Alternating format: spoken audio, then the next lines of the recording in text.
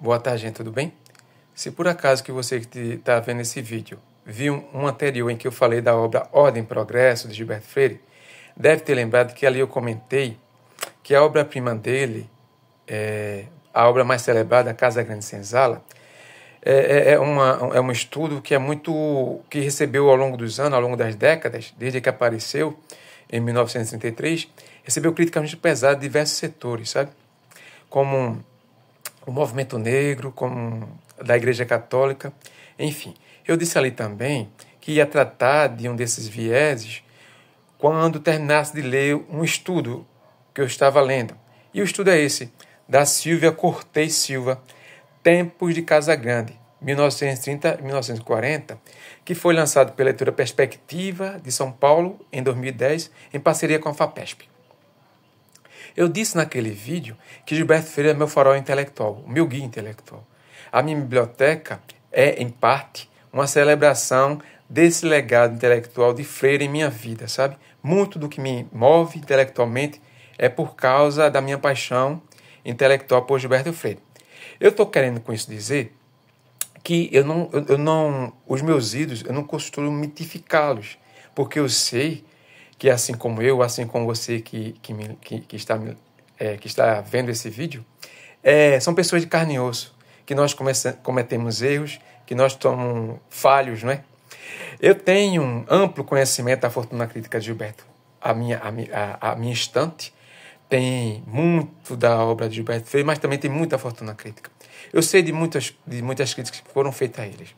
Gilberto, por exemplo, afora a sua obra, foi atacado também por certas posições que tomou. Como, por exemplo, ter apoiado o golpe militar de 64.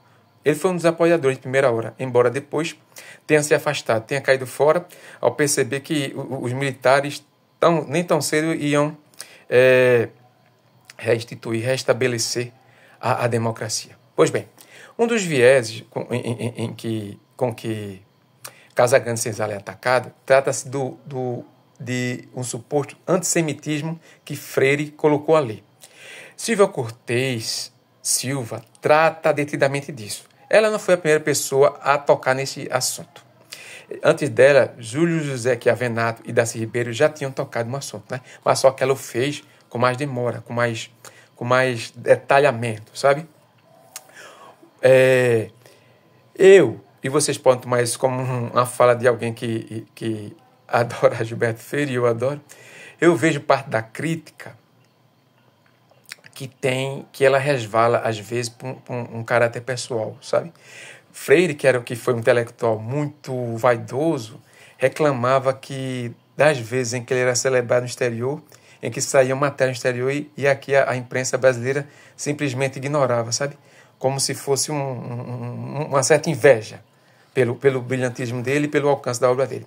É interessante, por exemplo, que Silvia tenha escolhido como texto de apresentação desse seu trabalho, um artigo que foi originalmente publicado em O Globo em 18 de janeiro de 2002, que é da autoria do Arnaldo Bloch.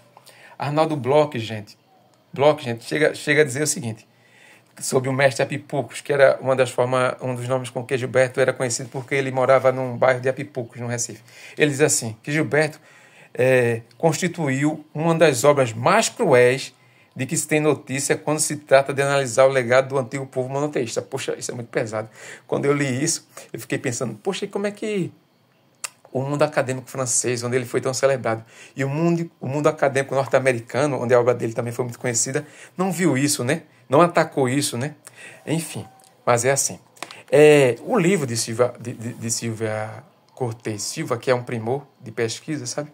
Muito detalhado, é dividido basicamente em 3 partes. No primeiro, ela examina o que ela toma como um pensamento, um posicionamento de Gilberto Freire antissemita. Ela diz que Gilberto Freire foi um antissemita mascarado.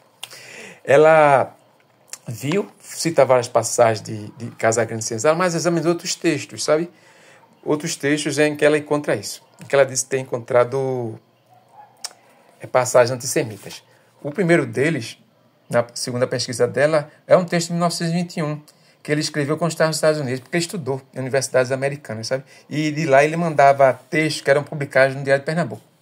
Ela cita parte desse artigo e comenta assim, vamos lá. De certa forma, a análise do primeiro artigo freiriano sobre os judeus oferece os elementos formadores do seu pensamento antissemita. Merece ser observado o tom caricato e irônico com que Freire apresentou o judeu próspero, capitalista, contrapondo a figura do pobre habitante de cortiços. Outra passagem que eu vou mostrar a vocês é essa. Ela examinou aqui, nessa citação que faz, a 21ª edição de Casagrande Senzala. Aí cita essa parte aqui, ó, que depois vocês parem o vídeo e leiam, e depois aqui comenta. Usando de suas amenidades, como as palavras quase parece, pinta agora Gilberto Freire o retrato mais bem acabado do seu judeu. As tintas não são nada pastel. Trata-se, como já foi referido, de um perfil quase lombrosiano, não um retrato de ser humano. Num processo de animalização, o judeu freiriano transforma-se em ave de rapina. Né? Também é uma coisa pesada, mas é o que ela encontrou nos textos freirianos. Estão lá, né? Ninguém pode apagar isso. A segunda parte, gente, desse estudo primoroso é sobre o ambiente em que Casagrande surgiu. Nós não devemos esquecer que a década de 30, no Brasil, estavam em voga muitas ideias racistas, sabe? Muitas ideias nacionalistas, muitas ideias de teor antissemita. E isso se deu muito também durante o governo ditatorial de Getúlio Vargas. Aqui, nessa segunda parte do estudo, ela fala desse padre jesuíta Antônio Paulo Ciríaco Fernandes e da formação das chamadas congregações marianas. O que era isso, Sierra? Aqui, ó.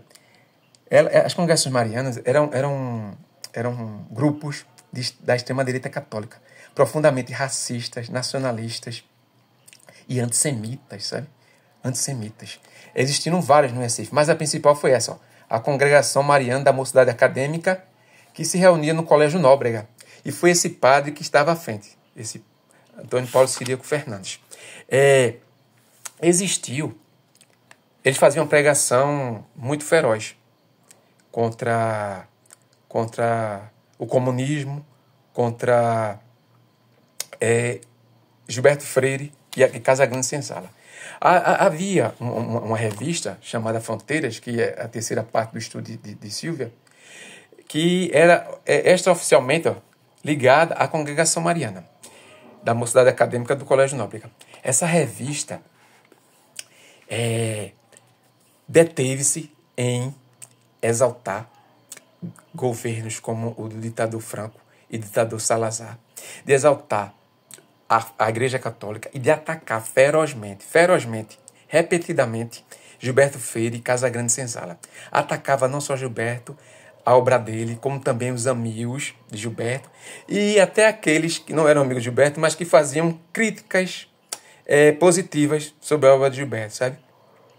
Um dos membros, um dos articulistas da revista Fronteiras, que era Manuel Lubambo, conhecido como Capanga de Deus, chegou a dizer que chamava Gilberto de pornógrafo do Recife e que Casagrande Senzala era literatura de Walter Closet, literatura de um WC. Outro articulista, o pintor Vicente Rego Monteiro, chegou a sugerir que Casagrande fosse queimado, publicamente, como um auto de fé do tempo da Inquisição. Olha, gente, esse livro da Silvia Cortes Silva é um primor de estudo, como eu disse, um primor de pesquisa.